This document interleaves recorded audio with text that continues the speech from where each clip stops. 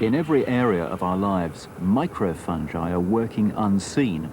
The safety of this plane is, in some part, due to the knowledge we now have about these tiny forms. Fungi, along with bacteria, break down every living thing back to Earth. Leaving food to go mouldy around the home is one of the few times most of us see microfungi in action. You can never see the beauty of a penicillin mold with the naked eye. You have to look at it under the microscope. Penicillium is just one of 13,000 microfungi held in the National Culture Collection at Kew. It's a storage bank of immense importance. It provides a vital source of fungal strains. They're used for medical, industrial and agricultural research worldwide. They investigate problems that affect our basic safety. The Institute has long been associated with problems of fungal contamination in aircraft fuel. And what happened is that where you get some fuel in a tank, at the interface of that with air, you can get condensation. And in this, fungi can grow on the surface of the liquid. And then from that, they can clog filters and valves in aircraft and cause problems. We're very interested in trying to develop techniques for the identification of this fungus in low amounts in aircraft fuel at the present time. I hope you're being successful. I think this is reasonably under control, certainly by the major airlines. This vast store of cultures makes up an unusual library of information that can be retrieved at any time. Without the resource, our knowledge of fungal behavior would be severely limited, and our lives would be less safe and less healthy. The cultures are kept deep frozen in liquid nitrogen, and that ensures that the data bank, held in suspended animation, will remain viable for decades. You know, over the years, there have been some pretty famous entries here. Have a look at this.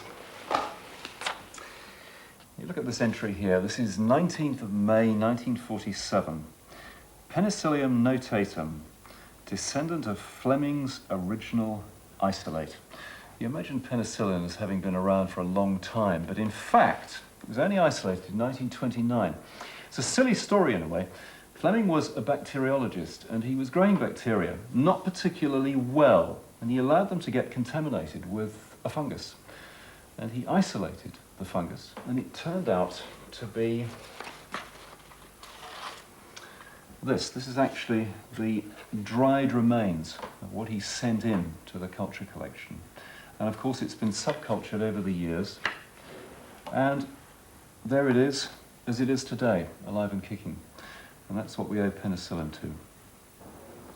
By no means all of these smaller fungi are beneficial, though. Some of them cause great damage in the countryside. This black spot fungus on a sycamore might go unnoticed, but any homeowner will recognize the unmistakable effects of dry rot fungus.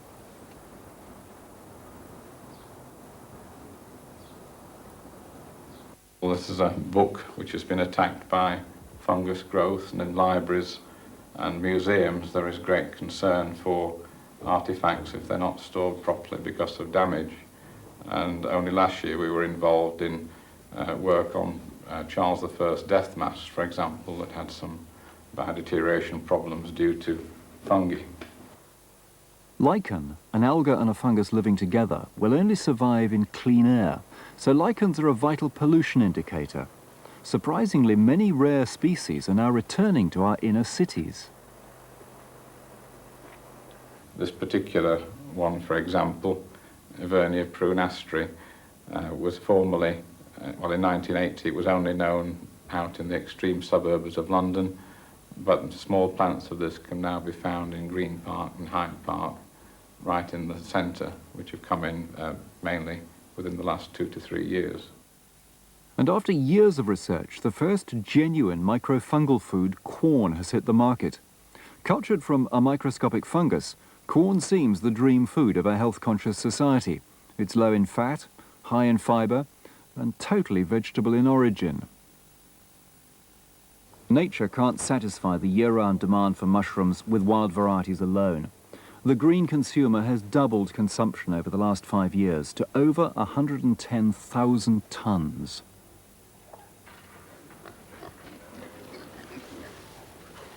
But nature does still play an important part in the cycle. These pigs aren't being reared to eat, but to provide a link in the chain. At the Cheswoods plant in Sussex, it's their manure that forms the basis of a good mushroom compost. There are no added chemicals. The steam coming off is merely a part of the natural fermentation. Contrary to popular belief, mushrooms don't need to be in the dark to grow, but they do have other very exacting requirements. It's actually quite a complicated process. Once the compost has been mixed, it has to be pasteurized to get rid of any unwanted weeds and bugs, if you like. And at that point, the mushroom mycelium can be introduced into it. But it's introduced in a form called spawn, which is in fact grain like this, which has been inoculated with the mycelium.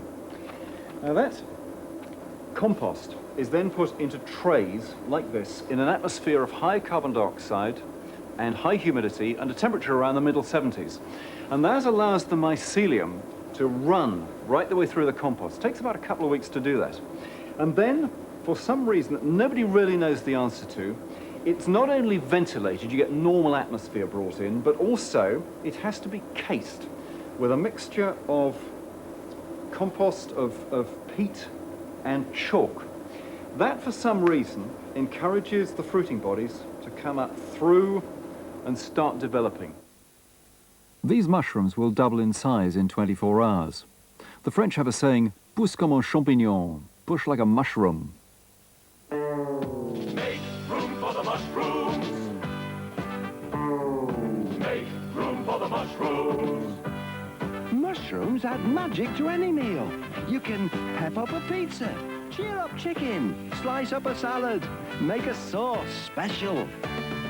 Make room for the mushrooms. Make room for the mushrooms. Make room for the mushrooms! Now, the mushroom growing industry is very big business indeed these days. It's worth £370 million a year. We actually spend more on mushrooms than we do on baked beans. But unfortunately, we're still very conservative about it. Only 1% of the mushrooms we buy are anything other than the common white varieties. The commercial white mushroom, Agaricus bisporus, was specially developed to keep its smooth, unblemished appearance from the moment it's picked till it sizzles in the pan. The timing's crucial. Tiny buttons soon grow into large flat caps, and although the supermarket buyer may prefer the convenience of pre-packs, consumers are demanding a more natural and better tasting product. Our policy is one of minimum possible use of chemicals. For example, on our brown cap mushrooms, which we've just introduced, we are recognised by the Soil Association as an organic producer. That means we don't use any chemicals at all. We have a very simple procedure that if we have any disease on our beds, for example, or any migrant mushrooms, as it were, we just use salt to kill them off. There's no reason why you shouldn't do a small-scale version of commercial mushroom growing in your own home, actually, or in your garden. There are a couple of kits here. Now, both of these are suitable for growing under your lawn. What you have to do, actually, is to mix the spawn with compost, peel the turf back, spread it under the turf, put the turf back, and theoretically, hey presto. Of course, what you produce and when you produce it is to some extent dependent on the weather. You can also use these indoors, but it's pretty elaborate. You've got to have bales of straw and keep them moist and all the rest of it, and it's not the ideal thing for your living room. What you can do, which involves an awful lot less clutter, is to use a kit like this. Now, this comes in kind of two parts. If I take that top bit out. This is straw and compost with the mushroom spawn run through it, and it's moist. What you then do is to add the casing, which is peat and chalk, and this is also moist. spread that out. Now the purpose of that is to encourage the mushrooms to grow up through the compost. That has to be kept moist, and you can tell by just squeezing it with your fingers. If a bit of moisture comes out, then it's okay. And you leave it for about 3 or 4 weeks. And after that, you will have the first crop ready to pick. Now those aren't particularly large, but if you have a bit of patience, you can grow beauties like that, which actually taste a darn sight better than the little ones. So it's worth waiting. France is often regarded as the gourmet's paradise when it comes to wild and edible mushroom species. There's certainly enough interest to sustain a whole mushroom museum just outside Saumur, alongside the banks of the Loire. But ultimately, the French too rely on the ubiquitous Agaricus bisporus, albeit grown in slightly different circumstances. This is the French equivalent of the common or garden British button mushroom. But no boring mushroom sheds for the French. They like to do things in style with a bit of flair. So these are being grown in these magnificent limestone caverns. It's not exactly small business. There's a turnover of something like 250,000 tons a year. Two giants supply the home market, freeze, can, export, and they're in turn supplied by a lot of small firms, although not so small always. There are something like 18,000 sacks in these caverns alone. Alors, ce qui est bien ce champignon, c'est que la qualité, oui, absolument merveilleuse. Voilà. Ah bah, très bon. Lighting and heating bills are kept to a minimum because the temperature remains constant.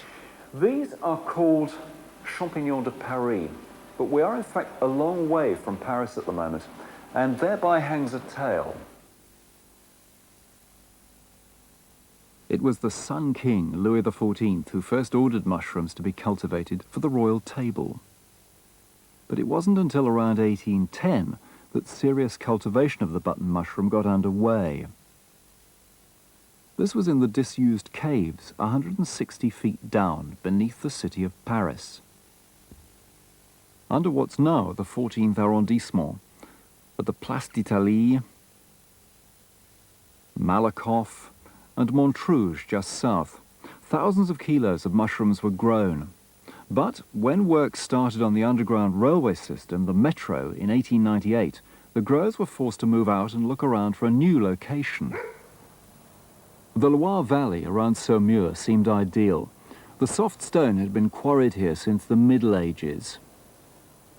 The resulting empty caves were already in use for maturing and storing wine. They still are today, but with literally miles of caves lying empty, it seemed the perfect spot, dark and cool. Thousands of tons are now grown in the Loire Valley, but the name Champignon de Paris still sticks. Besides making excellent underground mushroom factories, the troglodyte caves of this area provide a summer home for author and journalist Jane Grigson.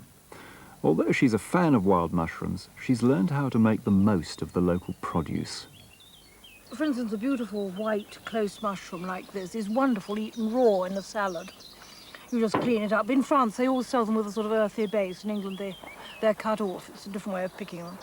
And if you just slice it up and put it with a little French dressing and some greenery, sort of rocket and lettuce and things like that, it makes a wonderful salad. Another thing is, of course, very simply to fry them with a little butter and garlic, parsley. If you want to give the flavour a little oomph, you can add some dried sep, like this packet here, you see, Bollet and sep. And if you just take a pinch and soak them and add them to a mushroom soup or a mushroom brew, you get a much meatier flavour. Well, I've made a mushroom soup. You see, it's beautiful mushroom colour. I've cooked 8 ounces of mushrooms, a large slice of onion, and in some chicken stock, 2 pints of chicken stock. Then I've whizzed that to be smooth, thickened it with a flour and butter roux, and now I'm just waiting to make the last sort of final adjustments, which are 1/4 pint of milk, 1/4 of a pint of cream. You can, of course, adjust these to your taste. If you want to add less cream, that's all right. It's just up to you. But this is the original recipe from, I think, Mrs. Lyle's Gentle Art of Cookery. And that all goes in, makes it nice and creamy. And then finally, when we've stirred this in, and of course I would reheat it so that it was heating temperature. I've tasted and adjusted the seasoning, and I've got to do that again, having added the cream and milk.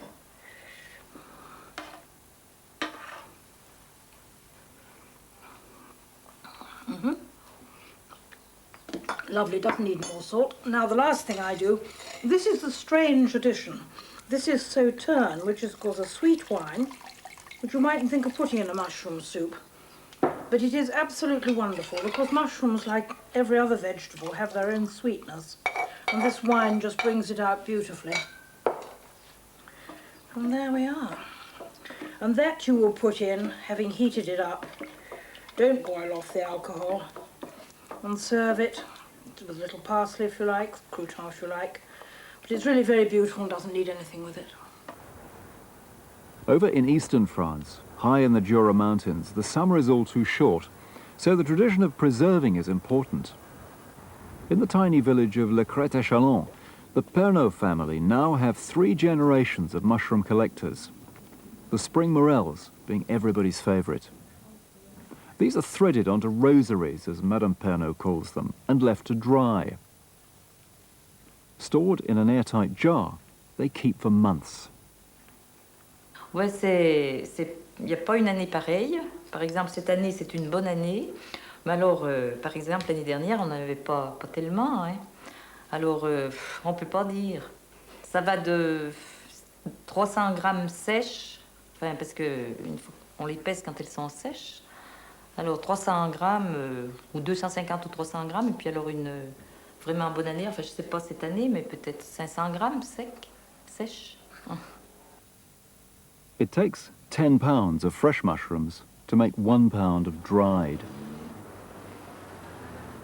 And for those that can't pick and dry their own, Continental Delicatessens provide a wide range to choose from. Basically, the dry ones are picked fresh in the woods. They're cleaned with a penknife, they're not washed. They're sliced, dried in the sun, usually under a clear sky, not a cloudy sky where they tend to go black. Then they're soaked. You take them home, you put them in a warm bowl of water, just enough water to cover the mushrooms. Leave them 20 minutes to half hour. Then you fish the mushrooms out and use most of the water except for the very bottom, which has some grit in the bottom of the water.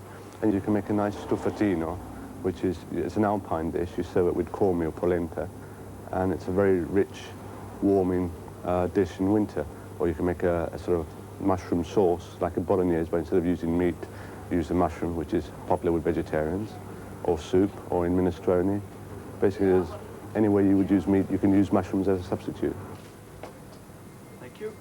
And according to Alberto Camisa, we're getting more adventurous with the kinds of mushrooms we're willing to try. In London's Covent Garden, another Italian, Antonio Carluccio, has built up a name for his wild mushroom dishes. His passion for collecting, cooking and preserving mushrooms is something he likes to share with his customers.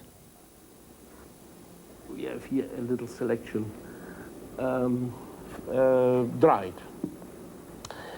That's very interesting here because the only one that I buy dried, which is very useful for sauces and so on, is the morel, because they are not available here in England. Otherwise, everything is collected by us here. One way to use them is to use these as a scent, if you like it. You can use, for example, the normal button mushroom, and you have the texture, the fresh texture, and then you soak some of those and you give the flavor. Another way to use them is the very old specimen, dry them and reduce them to powder, which I managed to incorporate in some pasta. So the pasta is wonderful because it has the taste of the mushroom already in it. Really very beautiful. The temptation is to serve everything freshly picked, but when there's a glut, he likes to put some away for a rainy day. And I really feel just like a squirrel preserving this stuff here. This is a wonderful exemplar of dried saddle, which is Polyporus squamosus, and they are very good when they are so tender and young like that. For preserving, they are fantastic actually, and they taste very well indeed. So we have some of those, and then we will have also some of the other one here, which are the famous Pleurotus cornucopiae, which is one sort of oyster mushroom. Now, they are very lovely to preserve because they have a wonderful taste. Voila. You don't need to wash them because they are all very clean. And the bits and pieces that you got here, they disappear when you drain them. Now, we have now cut the mushrooms, and here I have got some vinegar, 2 parts of vinegar, 1 of water, to which I will add salt, cloves, and peppercorns. Now, while it's boiling like that, I put everything in it. And it has to cook for about 10 minutes. And from that moment on, they shouldn't be touched anymore with hands. Otherwise, the bacteria, they come back. And we put them on this cloth here, the vinegar, to dry them a little bit.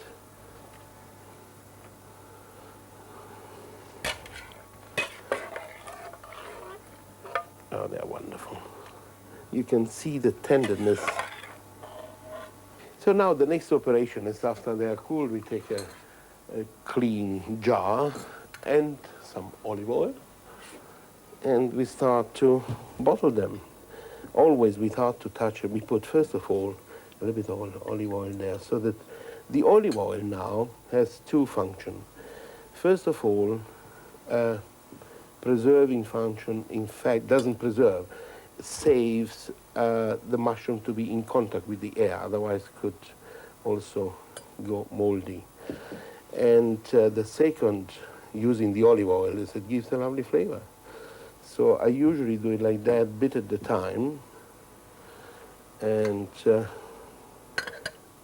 you know, making sure that they are coated on each side.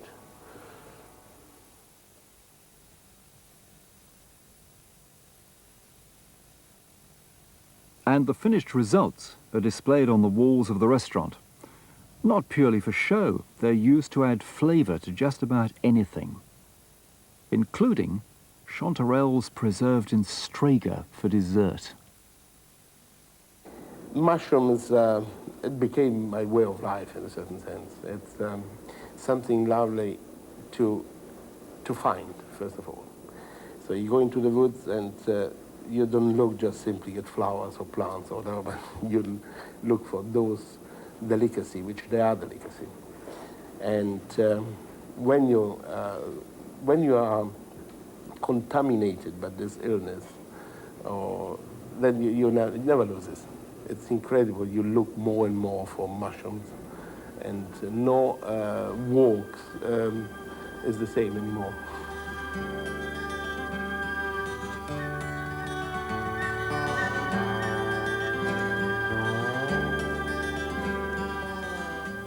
Next week is the last chance to conjure up some mushroom magic, when Michael will be auditioning for the Black and White Truffle Show and revealing that it's not just cars and electronics that the Japanese excel at, they're developing mushrooms too.